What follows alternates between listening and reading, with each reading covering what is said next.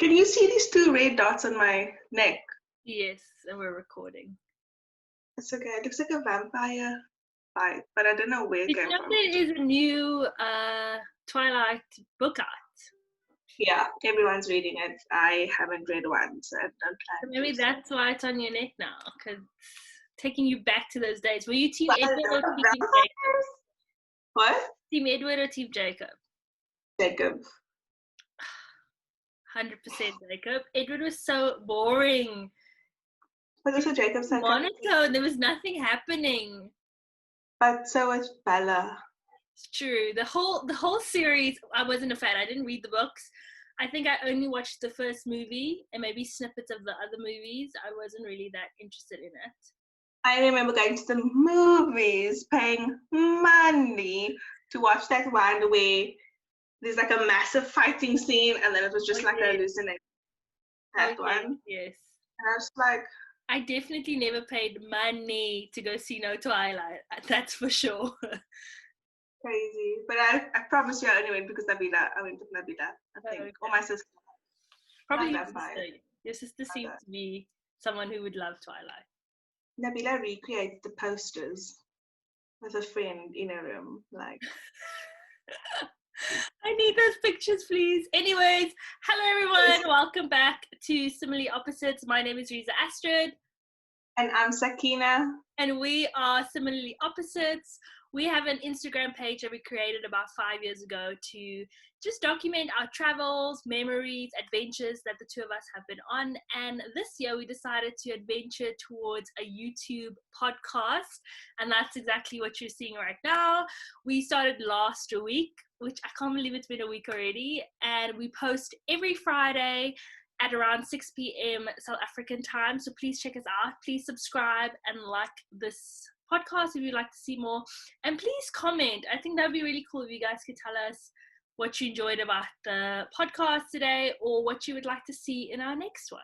So yeah, with that intro, how have you been, Sakeenah? How was your week?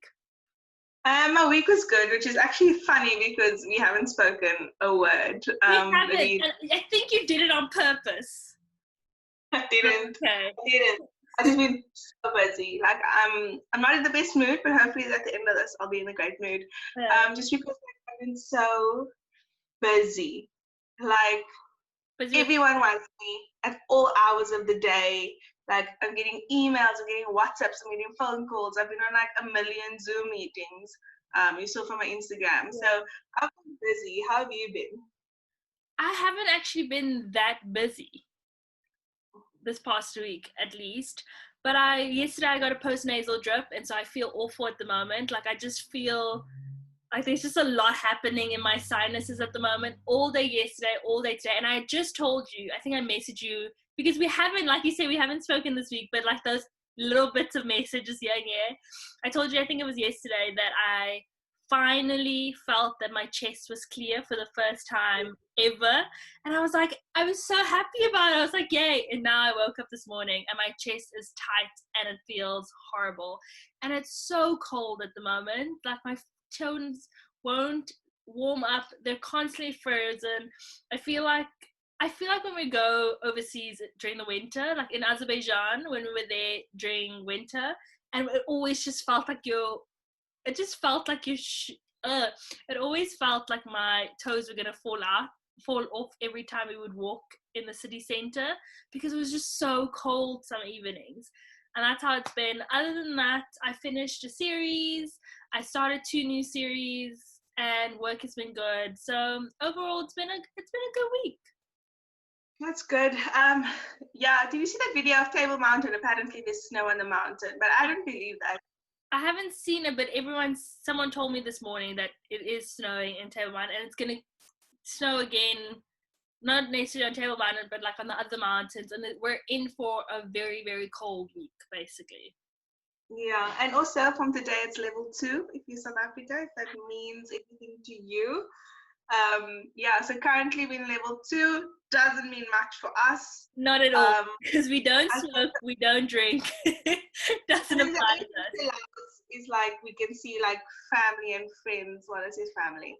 But like in small controlled environments, there's no numbers put on that. There's no. Apparently there is. it's 10. Someone said 10 family Oh, members. not in the infographics that were shared. Oh, okay. Well, then maybe that's just a... And also, how can they say 10 when they know most families in South Africa, like in my family, for example, not in my own family, but families are like 8 people, and then... Exactly. It wouldn't make sense. Then you can only bring 2 more people in your house. Like, what's the point?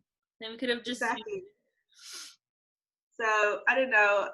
No one's checking that. You can go on the beach now legally. Apparently, it was illegal. I think people have been doing that. You've been going to the beach, so...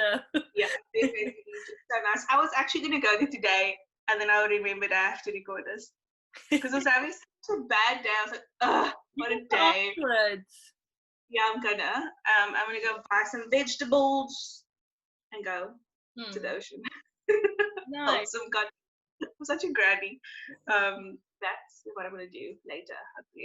I honestly cannot wait for level 1. Like, I am so excited for level 1. Or, I mean, it doesn't even have to be level 1 necessarily. I'm just so excited for the borders to be open. Like, that's all that's keeping me going at the moment. Because last week, last week Thursday, I had a church meeting and a work meeting, and my boss said, like, everyone is dealing with Zoom fatigue. And you know when someone says something that you've been dealing with, but you haven't really put A and B together, and then someone says it and then it just clicks? I promise you, as soon as he said those 2 words or that sentence, I got so tired, I got so exhausted, and I just wanted to tap out. I was like, I just need a holiday right now. I wanted to cry, and then I had a good cry session Friday night. I was just like, can't do this. It's been so long. All I do is like Zoom everyone. And I'm honestly just tired. But if he never said those words, I would have been fine. I would have kept going.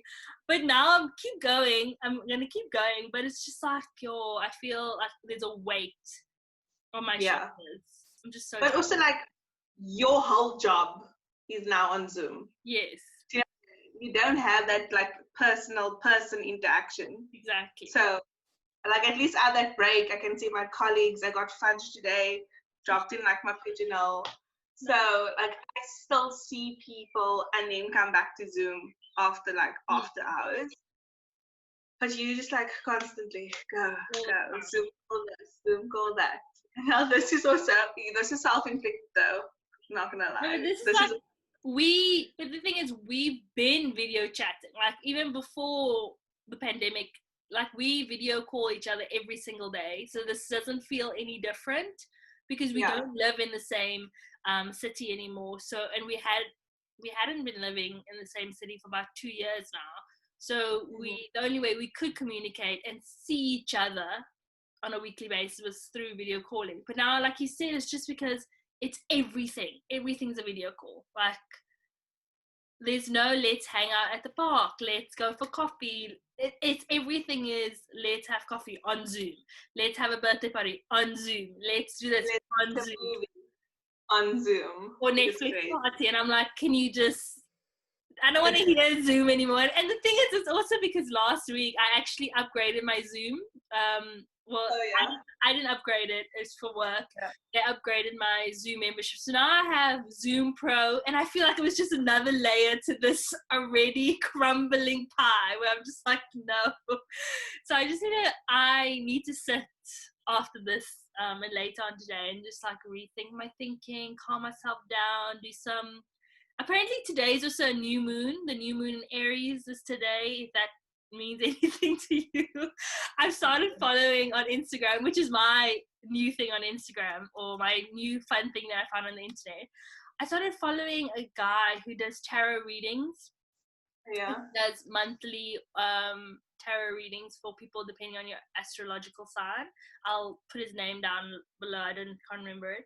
But he also did a new moon YouTube thing that he does, YouTube video. And so there's a lot of those, but I like him because he does sign language, so everything he says he signs, so if you're deaf you can still understand. I think it's just so cool, and his approach and his attitude and his like the way he speaks and just his excitement for the tarot readings is just so much fun. And so I watch it. I don't really necessarily believe in all of that. Like, I don't really understand it, so I can't really put any 2 cents on that. But I watched his New Moon in Leo last month's one, and then at the end there was a part where you had to do like some meditation, like guided meditation. So basically he says like close your eyes and think of this and this, and I was doing it in my parents' room. I was laying in their bed and I was closing my eyes, and he's like talking on the phone, obviously, so I have my phone like in front of me, but I'm like closing my eyes, and I can hear, and I'm really trying to pay attention, like get into the meditation for the first time in forever, and I can hear my brother's footsteps in the hallway coming closer to the room, and I'm still laying there, and I know he's like probably thinking, what the heck? And he walks, and he thinks he's quiet, so he walks still right next to the bed, because he thinks like I'm in a trance or something, and he says, what are you doing? And I was like, and I almost jumped, you know, when you're like, even though I knew he was there, I was like, I'm trying to meditate here. He's like, no, stop it, you're being weird. But it was actually so good, because he was like talking about like releasing some bad energy and releasing things that you've been thinking about holding you back.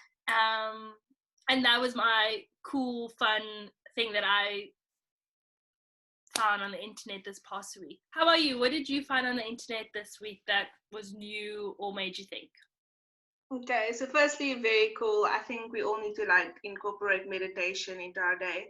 Even if we're at home the whole day and you're working from home, like I find it very difficult to switch off, like extremely difficult to switch off. So like that's super cool. Like I need to actually write in the NADs, you know, Nadir. Yes. We used to have like a live 10-minute, just sit and meditate, like think about what you want to think, pray what you want to pray. Just like literally it was a live of him just sitting. and then everyone like can join or whatever, and you'd have like some cool like music in the background, which I don't know, I'm going on a tangent, which you must also look into sound therapy and sound healing, because definitely I feel the effects of it. I don't know what effects there are, I don't know, but there's a weird sensation going on depending on what like frequency you listen to. So I have an app on my phone that's called like sound healing, and it says, do you want to feel this, what's the problem? And then it plays that like vibration frequency thing for whatever time you can.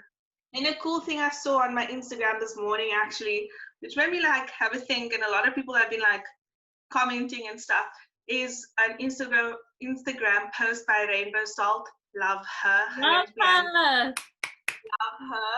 So it says, it took me a long time to realize that not everything in life is meant to be a beautiful story. Not every person we feel something deep and moving with is meant to make home within us. It is always meant to be a forever. Sometimes people come into our lives to teach us how to love, and sometimes people come into our lives to teach us how not to love, how not to settle, how not to shrink ourselves ever again. Yes, sometimes people leave, and that's okay, because their lesson always stays. And that is what matters. That is what remains. Sure. I love it. Like, I genuinely love it. And like, depending on what lens you're looking at it through, like, it's such good words, because especially now there's a trend of going like, I'm the main character of my own life. I'm the main character, you know, and people are trying to live their best lives. Well done. But lives that's like almost like, I want to say unattainable. So like they will do something like really bougie, and then they will try to like maintain that like level because they're the main character. But sometimes life needs to have its dips, or just like mundane, like that just happened, whatever, kind of moments, so that you can appreciate those like moments. And also sometimes even when you don't realize you are the main character in your own story, like that just makes sense. And everyone is also their own main characters. So whether someone's like a side character that came into your life for like 6 months, a year, you know, a week, an interaction, and like they didn't mean anything more than that, great, they might have taught you something, which I can relate to, especially like on our travels, like the amount of people we meet that can either just be a friend, it can either be just like a lesson, we can have like a cool interaction. Yeah, those people also matter, and those interactions matter because you wouldn't still be thinking about it if it didn't matter. So I really, really like that quote on the internet. And just to go on, I completely agree with you. Just to go on with the whole being the main character, I read somewhere else, because this main character thing has really blown up and become a big thing lately. And it said along the lines that even in our own stories, there will be times when we are not the main character, when we are going to be the supporting character because we need to give way to someone else. They said, like, even in movies, the main character isn't always the main character in every single scene, in every person's life, in every person, in every situation. There is some situations where the main character is just sitting, and someone else is talking or doing something else. And a lot of times we get into this loop of either I have to be the main character all the time, or I'm always a supporting character. No one gives me, center stage, that's so me. I'm always like, I'm not the main character in anyone's movie, in my own movie, self story. But there is two sides to that coin, like you need to realize that there will be times when you are the main character and you're being seen and loved on and cared for. But there are other times when you are the secondary character, which is equally as important, because you need both characters, all the characters in the movie, to make the movie make sense, or life to make sense. And we have met so many people on our travels that we never would have necessarily had a conversation with an essay, or we wouldn't have approached them, or we would all be living in the same movie in Cape Town, but like this, like, we're just never meeting. But then we go on holiday, and all of a sudden our paths are the same. And they're even like minor characters, like that lady in the supermarket that we think about all the time. We think about her all the time, but she's such in the bigger, greater scheme of things, she's such a minor character in our Azerbaijani trip, in our life, in this world that we live in. But still, in the same time, she's such a main character because she literally made the holiday in a lot of senses. She helped us out and all that stuff. But also, if you think about like the dude we met in the hostel, I'm not going to say his name because but like the dude we met in the hostel changed my approach. You know what I mean? Stuff like that. Let's think about the old wise guy in Tanzania. Yes. Or the kids, even the kids. Remember when in Tanzania, in Mangula, when our brother wanted to take us to his uncle's house, and we were like, why are you going there? What is the point for that? We were sitting in the house and we're like, we still don't know why we're here.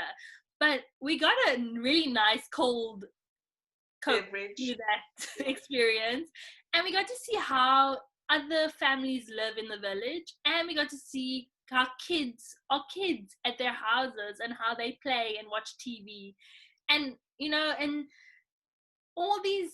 Even when we went to the other village for the school, to like visit the schools, and then we ended up having lunch at the principal's house, and seeing the way like his wife was holding the baby and making food, making sure like everything was okay, we get to see a glimpse into that character and in that life and in that movie and that scene, that if we didn't do that, if we just stayed in our bubble, stayed in our this is all I want to do, I don't want to venture out, we never would have been richer. And all these experiences have made us richer, has made us more open-minded, have really opened our eyes to, I think, to see others in a clear way, and we not just look at the people that have the same things that we have, but look at people who don't have the things and experiences we have, and kind of want to teach them or show them or just be there and help. But also necessarily like they also teach us a lot. Exactly. I think our travels would be very boring if we met no one. Yes, like very boring. How many times are you gonna go look at a building? Like eventually, to quote someone else that we know, eventually they all start looking the same. So I think those like experiences with families and stuff, and just like random people that we meet on the way, like does make us richer, because we then, 5 years later from starting Similarly, we then think about these people 5 years later. I even messaged yesterday, it was someone that we met in Madagascar's birthday, and they went out for pizza and stuff like that. I forgot to send her a message on Facebook, so I said, hey friend, can you please tell that friend I say happy birthday? Like, oh my word, like thank you for thinking of me. Yeah. I didn't expect this at all. And I was like, these people impact your life so much and they're not even aware of it. So like that is really, really cool.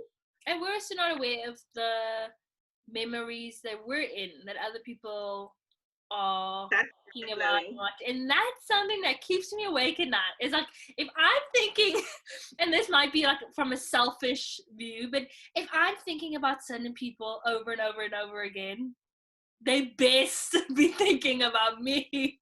You know, someone has to be like, oh, I wonder what she's doing now. Oh, I wonder what they're doing. I wonder if they're still friends, you know, because there's no way, like, I refuse to believe that we're the only ones talking and reminiscing and thinking about these people that we've met and they're not thinking of us at all. But that's very selfish. That's very selfish.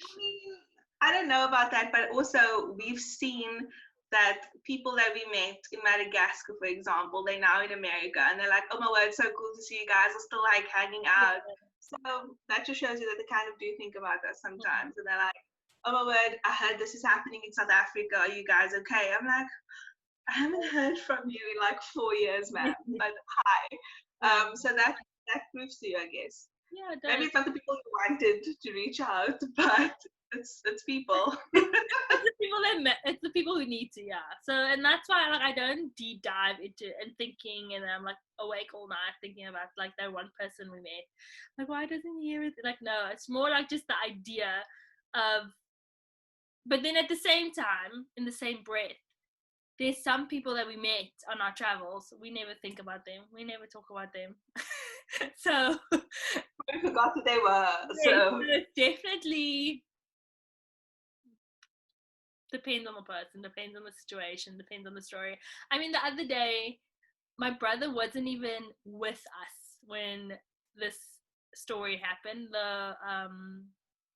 The Paris walk, guided walk experience, where I was trying to help. This would happen. I was trying to help. We were on a walking tour, and the first thing our tour guide told us at the beginning of our walk was, watch your belongings at all times. Like, Paris might seem like this beautiful, lovey-dovey, safe place, but it's not. People like to pickpocket you.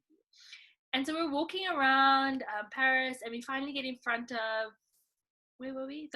No, the Notre Dame. Yes, we finally get in front of the Notre Dame, and I see that one of the guys in our tour group, his backpack is open. Like, one of the back zips is open. So once our tour guide is done talking, I tap on his shoulder, and I'm like, hey, like, your backpack is open. Do you want me to close it for you? And he's like, wow, yes, please. Thank you so much. While I'm busy closing the backpack, a lady comes from the other side of the tour group, comes up to me, and she like hits me with like full force. She's like, no, stop it, pickpocket.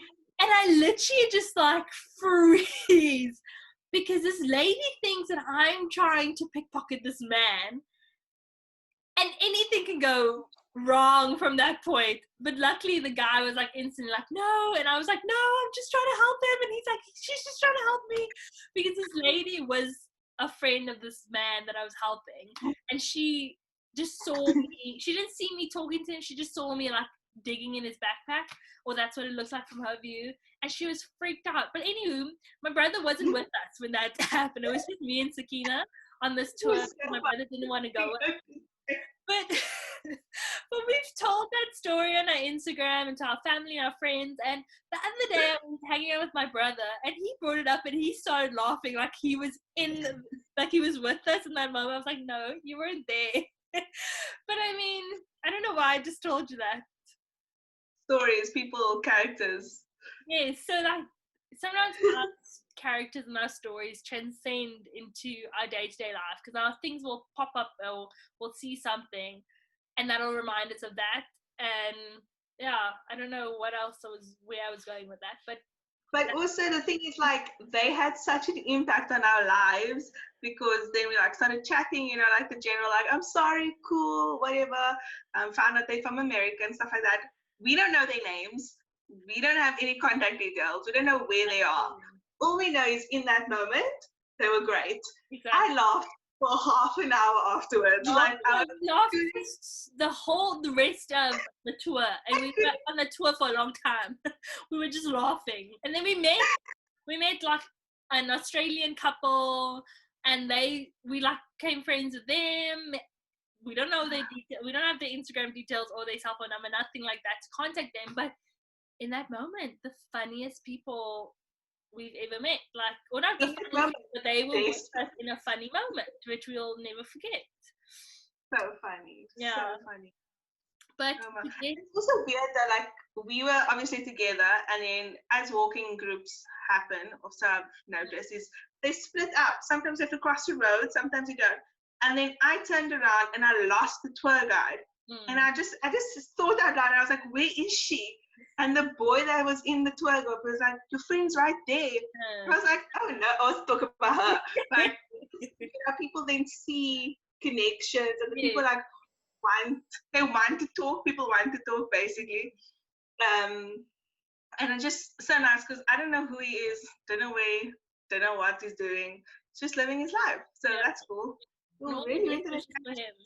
And I think that might be this week's travel tip is to go on tour guides, free walking tours in a sense, but also to notice and take note of the people you come across on your holidays. Like, don't just keep to yourself. I think a lot of people go on holidays either alone or with a friend or with their families, and they don't speak to anyone else but the people they went on holiday with.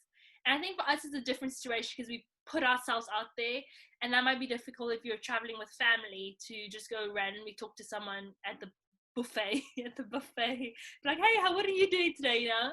But I think we need to encourage that idea of trying to meet new people when you're on holiday. But also depends on like why you're on holiday. If I'm coming to Bali to enjoy myself and relax and switch off, don't talk to me. But I think, well, you're gonna meet people. Yeah, but like if you want to relax, like also read body language. Like if I want nothing to do with you, leave me alone. If I say no, I'll let you know if I want to. No, go away. You know, like read the signs. Where's you like? I'm here, I'm there. Let's go. Go on a free walking tour. If wherever you're going, Google free walking tour in Amsterdam, free walking tour in Paris, free walking tour in Cape Town. I don't think we have those because Cape Town is like. We do. Do we? Yeah, we do have walking. I need to go on one in Cape Town. But free walking tours in New York, free walking tours in Stockholm, wherever you're going, Google free walking tours and the country, city, place you're going to. It'll pop up, and it's free but donation based. So at the end of the tour they'll say some lovely words like, I hope you guys enjoyed this tour. And it's always like, it really works on your heartstrings because like, if you thought this tour was worthwhile, remember it is free, but if you thought it was worthwhile, you're more than welcome to donate. I'm always like, I would give you 100 and 1,000 rand, like I'll give you a lot of money, but I just don't have a lot of money to give you. But we usually always donate at the end. But it is free, and you do learn so much. And you also get to really figure out the lay of the land and how to walk, how to communicate, how to get around in the new place that you're in. And I usually try to go like towards the beginning of your trip, like the first 3 days, try and go on one, because then it just makes it easier to go anywhere else from there. But also it helps if you like with other people. So like we were the only people that went on the walking tour, but then we could relay that information to people who couldn't be there, and we also like have a deep understanding and like awareness of what we're looking at. Why is it famous? Instead of like then paying someone else to tell us why that specific building is like important or whatever. Exactly. Like when you talk about like the Arc de Triomphe and like the mini Arc de Triomphe, like why is it too like you will know because you went on a walking tour. Yeah, so we have that information now because of the free walking tour. We wouldn't have had it before. So I feel like I'm the one interviewing today. Yeah. last week we spoke about our first trip, Abu Dhabi, and we did a little peek and pit around that. And I figured we should just continue that for the next couple of weeks until we run out of countries. And our second country that we went on was Madagascar. Yes. We went to Madagascar in 2016. We went on Operation Smile medical mission. We were the student team. And yeah, do you want to say a bit more about that? Okay, so for those of you that don't know, if you know us, you know what this is about. But for those of you that don't know, Operation Smile is an NGO geared towards helping people with cleft lips and palates and raising funds in order to do these corrective surgeries on children and adults that have clefts. And we went to Madagascar in 2016 as a student team. We can make a whole other video about that on our personal channel if you want us to do that. And peak for Madagascar. So Madagascar is an island of Africa. Everyone knows Antananarivo, or Tana as the locals call it. But Operation Smile never goes to the major cities. We normally go to like the smaller cities that need more help. They're not as like cosmopolitan or built up or whatever. So we went to Antsirabe, and that was like a whole trip in itself. So much to unpack there. Then we came to like a small village. Incredible, amazing. My peak for the trip would be, I think I love the fact that I looked local. So, because the children then would like respond better because we look like each other. Because also bear in mind, these children have never seen anyone that doesn't look like them. And also like Madagascar is a very isolated place, like, you know, so tourists are not really a thing. And also I looked like them, so they came to me and they spoke Malagasy, and I was like, girl, I don't understand what they're saying, but we're going to try body language, and managed to play with them. So I really like that I looked like them. My pick would be,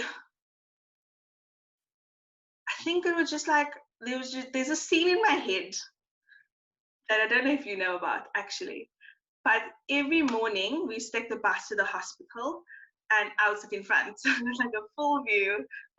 Also videos on my channel if you want to go look at it. So I get like a full view and stuff like that. So there was this, the poverty in that place is the word harrowing? Is that the right word? Like, there's just nothing. Like, the dogs are so thin, they're eating out the rubbish. The people are like, she's not from here, let's go ask her for money or try to sell her stuff. Because they're just trying to make a living. And I think that's like the pit, like the amount, like the poverty is insane. I think my peak of the trip was a huge realization I had on the first day of screening. Going on the trip was, beforehand, I was very, very nervous. I was so like, am I ready for this? I don't know what to expect. I just joined Off Smile like a couple of months before that. And then I was like on a mission, and it was just so exciting. But I was just so nervous that what if I couldn't do it? You know, what if I saw the kids and I was just too nervous to play with them and be myself? And yeah, I don't know. It's just, I didn't know what to expect because people had kind of, I don't know how to say it. They showed us the worst of the worst, and they spoke about the worst of the worst situations, and that was all that I could think about going into it. And then going on the mission, and those first days of screening and seeing the kids and realizing that they're just kids, you know, that yes, they have a cleft lip or cleft palate, but they still laugh, they can still talk, they can still do everything that other kids can do. And just seeing the love that the parents had on these kids, and the dedication, and the fact that there were parents that had traveled kilometers after kilometers to get to Antsirabe for the inkling, the small hope that maybe someone could help their child. It gives me goosebumps just thinking about that type of love that these parents have for their kids. And I remember just interacting with the families and throughout the mission, because after screening, you know, they find out whether they're going to get surgery, and then you're on this process of like surgery days and stuff, and then the kids get surgery and you get to see them afterwards, and the whole experience, that there were some families that you would literally walk with, you know, not walk with and be with all the time, but you would see them every single day, and they started feeling like your friends, your family, you know, and you were rooting for them, you wanted the best for them, you wanted the surgery to go well. And so for me, it was just this whole realization and this whole like, whoa, we're doing something incredible, you know, like we're actually you're physically seeing a change in people's lives. And just that love that I saw in parents' eyes, and parents who, like you said, are so poor, don't have much, don't have a lot of clothes or money or status or anything like that, but they have this child, and they'll do literally anything to protect this child that God has given them, and to make sure that their child can go to school and be confident, all these things. So that was just so beautiful to see. My pit, I always try to think what my pit is for Madagascar, and I can't really. I know what your pit is. What? Night nursing. Throw up. I mean, yes. So the one night we were lucky enough as students to be part of the night nursing team, which they've never really done before, or not that we know of. And we got to participate and be like nurses in the night. Like we had to work from, I think it was like 6 to 6. Yeah. And, you know, we were just so dedicated. And because we were night nursing for post-op, so the patients just had surgery, and this was their first night in the hospital, so we just had to check on their vitals and check and make sure they were okay.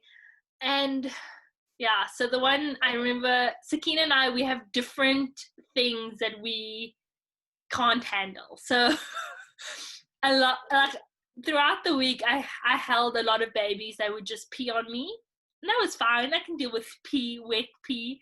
I mean, warm, wet pee on your body while you're holding the baby, and then having to be like, your baby's so cute, but please take her away. And then have like a pee stain on you. That's fine for me. I can handle that. But one thing that I cannot handle is vomit. Oh, I don't like the smell. I don't like seeing it. As soon as I see vomit or see someone in that motion, it makes me want to vomit. And I remember walking, there was about, I think, 6 or 8 rooms that we had to like go check on routinely. And I remember walking the one room and just making a U-turn. I was like, Sakeenah, you have to go there. I cannot, because someone, I think a lady or someone had thrown up. So what happened? Could I just explain, like in the room? Yes. So what happened is, obviously we have to wake these kids up so we can like take their vitals and whatever, and like give them tablets and painkillers and stuff. But there's one child who's like 8 years old maybe. Obviously, if you have a cleft palate, they're working in your mouth, and they like, I don't know, doing their thing in there. But in the process, you swallow a lot of like blood. You can, they try to like take out suction as much like you know, like the dentist, as much as they can, but obviously some blood still goes down. So when she woke up, she got this like very feeling, nauseous feeling, English. And then she like gagged, and when she threw up, it was just blood. So I'm there literally with like a bucky, and I was like, just I'm here, just vomiting here. And Louisa was like, deuces, I'm out. I couldn't do it. And then for the rest of the night, I was like, I can't go to that room. And I would go to the rooms where all the babies had like peed everywhere. It smelled like pee. It was a lot. I was like, I'd rather go there and give parents, moms, dads, nappies, and that I can handle. Vomit, no thank you. But that was also, night nursing was also a big peak for me. It was so incredible. And the night nurses who were in charge that evening, on call that evening, or what do you call it? In charge? On duty. They were so helpful. They like taught us how to read a chart. They taught us like what to do. We were like taking temperatures. And now it's so cool now that we're in this like pandemic and everyone has these temperature check things. I'm like, I know what to do. I've done this before, and yeah, that was a big peak to see again the different side of surgery that we wouldn't have seen if we weren't curious and that we didn't ask, like, can we go on like nursing? It would be so much fun. And them saying yes. So that was definitely a peak as well. Madagascar in general, like I didn't say that's in my peak, but in general there were so many high points. There was such, I was just thinking that. I was just thinking that time. And there's so many things, like even in like my personal life, I was like going through a rough time, didn't know what I wanted to do with my life, basically. And I felt like I didn't have purpose. And then when you're there and you're playing with these children and you like step back and you just take a moment to take it in, you're like, whoa, like this is happening because my club or I or whoever, we raise this money so we can be here and change these kids' lives, change these adults' lives, like for the better. Because gifts and stuff, it seems like such a small thing. Like I say now, like it's such a small thing, but it affects their lives so much. And like also when you're the only person in your whole village that has this cleft, this thing that's different, we already know. Like I can pierce my ears wrong in like second grade, and people would like bully you. So imagine you like were born with this thing, like how much you've been ridiculed and stuff like that. So many peaks in Madagascar, so well organized, incredible, people amazing, we're still friends. So really, all the peaks. Love Madagascar so much. So much. Like whenever I think about it, like I get like tears in my eyes. Like it was just such a good trip. I remember when we landed in Antananarivo. Yeah, when we landed there and we went to the hotel. We never even knew the first night we were going to stay at a hotel, to prepare us for Ansurabay. And I remember us walking into the hotel room and being like, what? Like, how is this our life? That whole trip we were constantly checking in with each other and we're like, how is this real? How is this? We thought it was the coolest experience in our life, and I still think it's one of the coolest experiences in my life. The people we met, the fact that we had our own room and everyone else was sharing. I was like, how did we get this? And the fact that we just had freedom, and even our even meeting Aaron. I spoke to a lot of like these people. Yeah, like these people 4 years ago that we're still in contact with. It's incredible. It is incredible. And she's one of many. Because that trip, a lot of people are like, hey girl, what's up? Hey girl, very cool. Love that. So I was, such a good way to end this podcast is to talk about Madagascar. Because Madagascar just, as you can see, our smiles were so broad because it was such a good trip. It was so meaningful, so special. Everything about it, like even thinking about the pits, it doesn't matter. The peaks, except for your pit, is such a real pit because I don't necessarily, you never told me about you experiencing that through the bus, or like while you were on the bus and seeing that. But I remember walking around the hospital and walking in the market next door, and it's just so devastating. Like it is honestly so devastating.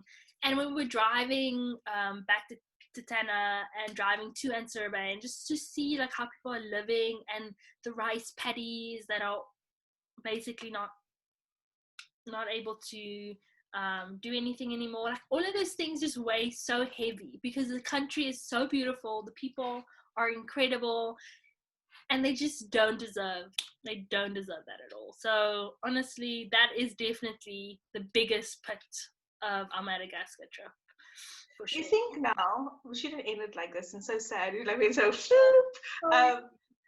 there's like, think about it now, like in a pandemic, they're not allowed, really, we're not allowed to social distance, but just like access to healthcare is a basic human need. And they don't have that, so a lot to think about. But let's end it on a high note. We met incredible people. We still talk to most of them. Others we don't, which is fine. some people we just follow on Instagram, and we interact with each other's lives. And I love the fact that we've become, bearing in mind all of these things happened over the course of 10 days. Yeah. And we still, like 6 years, 5 years, whatever. 4 years, 2016. We still like really like check in with each other 4 years later. In 10 days, change your life. Highly recommend. 10 out of 10. Yeah, if you can get involved in any way, please do. Just Google Operation Smile wherever you are in the world. Yeah, I'll link all the OpSmile details down below, the Instagram pages to follow. Yeah. Some really cool OpSmile videos to watch. Ooh, I still get goosebumps whenever I watch some of those videos, so please check that out if you're interested, or if you just want to know more about Operation Smile. But yeah, that's everything for this podcast episode. I can't believe we've done episode 2 already. And we'll see you next week. Please remember to like and subscribe this video. Also like us and check us out on Instagram, and also on our private Instagrams if you want to lure a bit. How do you say lure in English? If you want to have a stalk, have a look, check it out. It will be linked down below. And we'll see you next week. Bye. Thanks so much. Thank you so much. Bye.